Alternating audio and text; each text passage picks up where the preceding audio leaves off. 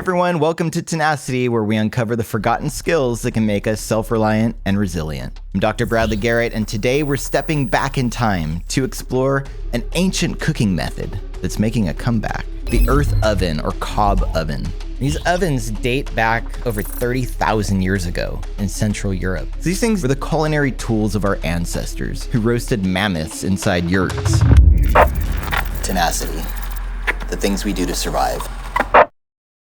In this episode, we'll delve into the art of building an earth oven, a biodegradable and local solution that not only allows you to cook with natural and abundant fuel, but adds unique flavor to your meals. Now, it's worth noting that those prehistoric ovens would have been pits in the ground where food was buried, and people still cook like that. But in my case, I've used available materials from my ranch to make a mobile and reusable cob oven at standing height. The existence of ovens like this is easily documented going back to the 18th century. In fact, just about every culture had a similar oven. There are references in 18th century literature and also archaeological evidence that shows ovens like these being used in private homes and in forts. There are also references to communal ovens where the baker would have baked bread for an entire village. Let's start with the basics. You can build an oven out of bricks or concrete, but the most basic oven is made of cob.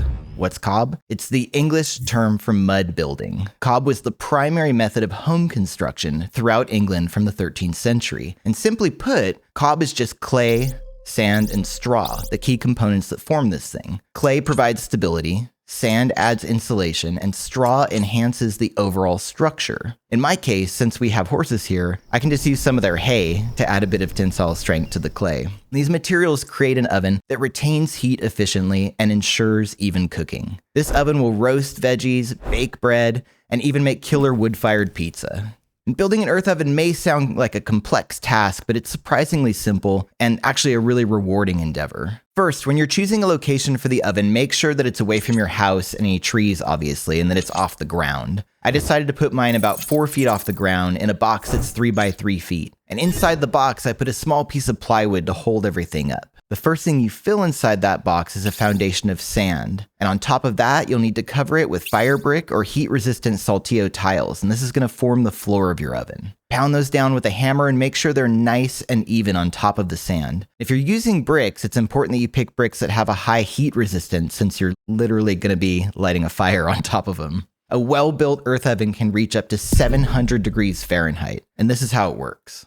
First, we've got to think about thermal mass. This describes the part of the oven that absorbs and reflects heat from a fire. The second thing is insulation. That describes the oven's ability to stop heat from escaping or leaking out of the oven. In order to get that insulation, you'll need to build a frame for the dome that's going to sit on top of the foundation. And I've seen people make great ones out of reeds or sticks, but you can also use an exercise ball to create a nice round oven shape. In my case, I used a ton of sand, which I collected from the ranch, and that's what I used to shape the dome. The point is, you're going to need something to slather the mud over, which will give you that nice dome shape. So once you've got your sand form, you're going to need to put some wet newspaper over that sand. This will create a barrier between the sand and the mud, which will later be removed and allow it to harden on top. The first layer that you put over that sand, or over the newspaper, will just be the clay itself. Don't use the hay in the first layer, because obviously that could be set on fire. And that first layer should be about 2 to 3 inches thick. If you want to add a chimney to your earth oven, this would be a great time to add it. This stops the smoke from going into your face when you remove the oven door. You can pick up nice metal ones at a hardware store for not much money, or you can use old cans if you want to stick to recycled materials. Next, layer on a mixture of clay, sand, and straw, your cob.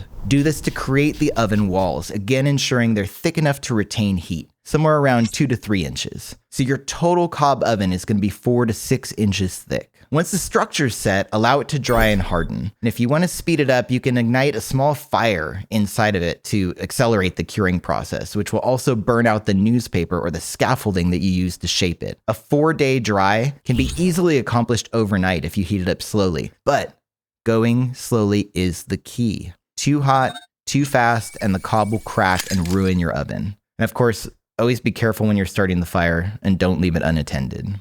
Once you've got your hardened oven, start the fire in the middle and then move the embers to the side so you've got a nice open space where you can slide in your loaf of bread or your veggies, put a door on there, and then let everything roast or bake.